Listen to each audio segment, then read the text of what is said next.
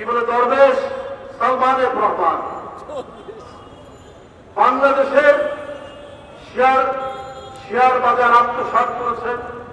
তোমাদের কাছে বন্দুক দেওয়া হয়েছে, তোমাদের কাছে গুলি দেওয়া হয়েছে, এটা পকেটে রাখার জন্য নয়।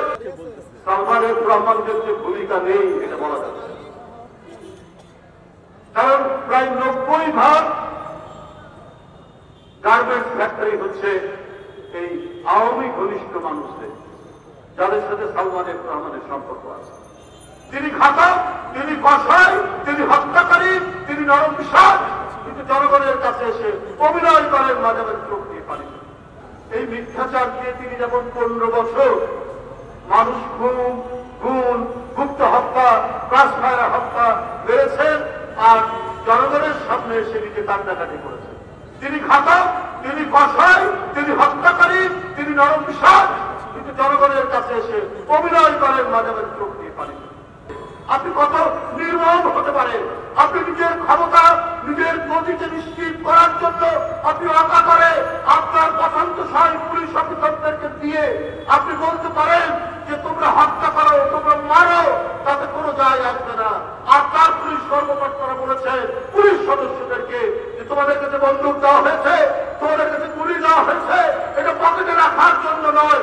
তাই মিছিলের আওয়াজ শুনলে, জনসভার আওয়াজ শুনলে নির্দ্বিধায় গুলি চালিয়েছে বেনজিরের পুলিশ বাহিনী, আপনার মনিরের পুলিশ বাহিনী, হারুনের পুলিশ বাহিনী। এইটা ছিল শেখ হাসিনার দুঃশাসন। ওই দুঃশাসন, ওই কলঙ্কিত অধ্যায়, ওই ভয়ঙ্কর ভয়াল যুগ কি আবার বাংলাদেশে আসবে? নিশ্চয়ই সেটা আর প্রত্যাবর্তন বাংলাদেশে করবে। ওইখানে সালম শেখ হাসিনার অত্যন্ত ঘনিষ্ঠ লোক, অত্যন্ত প্রিয় লোক, প্রিয় ব্যবসায়ী, যাকে একের পর এক মনে করেছে অন্যের ব্যাংক কেড়ে নিয়ে তাকে দিয়ে দেওয়া হয়েছে। সেই সালমের প্রায় 18টি ব্যবসা প্রতিষ্ঠান পাওয়া গেছে, 18টি ব্যবসা প্রতিষ্ঠান পাওয়া গেছে। আপনার কি বলে দরবেশ সালমান এফ রহমান বাংলাদেশের শেয়ার বাজার আত্মসাৎ করেছেন, ব্যাংকগুলো লুট করেছেন, একতরফা ভাবে টাকা পাচার করেছেন, কিন্তু উনাকে সাথে করে আর দিয়ে যায়নি শেখ হাসিনা। উনি ধরা পড়ে গেছে। শেখ হাসিনা জানে যে বিশ্বের কোন কোন দেশে কোন কোন ব্যাংকে কোথায় কোথায় টাকা আছে।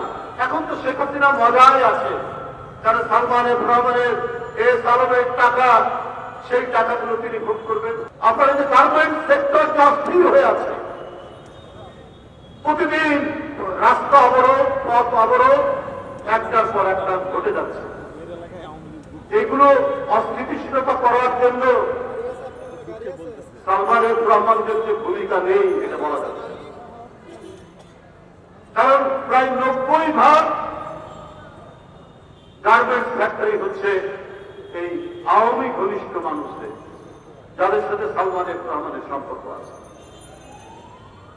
আপনার 343 জন যাদের ব্যাংক অ্যাকাউন্টে, এটাও গণমাধ্যমে উঠেছে, প্রায় 14,500 কোটি টাকা আটকে পড়ে আছে, আটকানো আছে। মানে তাদের ওই অ্যাকাউন্টে, সে অ্যাকাউন্টের মধ্যে অবৈধভাবে সেগুলো সেখানে রক্ষিত আছে। এগুলো সব শেখ হাসিনা এবং শেখ হাসিনার ঘনিষ্ঠ লোক, ক্ষমতাসীনদের ঘনিষ্ঠ লোক। এই 15-16 বছর এত কিছু করার পরেও গোপনে নানাভাবে যেগুলো লোকচক্ষুর অন্তরালে ছিল এবং মিডিয়ার অন্তরালে ছিল, সেগুলো কিছু কিছু হয়তো এখন বের হচ্ছে। কারণ মিডিয়াও স্বাধীনভাবে কাজ করতে পারেনি শেখ হাসিনার আমলে। জেলে যেতে হয়েছে, কারাগারে যেতে হয়েছে, চাকুরিচ্যুতি হয়েছে, কারণ তার মালিকরা অধিকাংশই হচ্ছে আওয়ামী লীগের এমপি, আওয়ামী লীগের লোক, আওয়ামী লীগের ঘনিষ্ঠজন, শেখ হাসিনার পেয়ারা মানুষ।